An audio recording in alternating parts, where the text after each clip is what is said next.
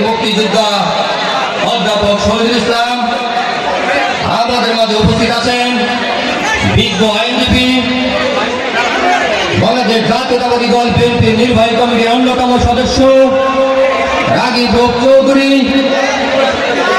আমাদের মাঝে উপস্থিত আছেন।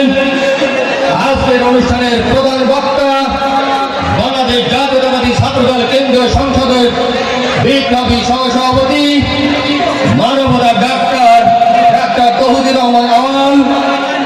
আমাদের মাঝে প্রধান আলোচক হিসাবে উপস্থিত আছেন বিশিষ্ট কলামিস্ট, রাজনৈতিক বিশ্লেষক নাহিদ। আমাদের মাঝে উপস্থিত আছেন কুষ্টিয়া জেলা ছাত্র দলের বিপ্লবী সভাপতি মোজাক্কির রহমান রাব্বি।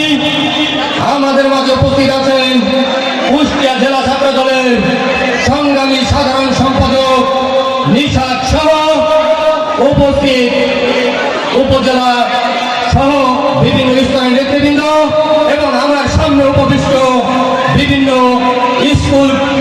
স্কুলের শিক্ষার্থী সহ সবাইকে বাংলাদেশ জাতীয়তাবাদী ছাত্রদল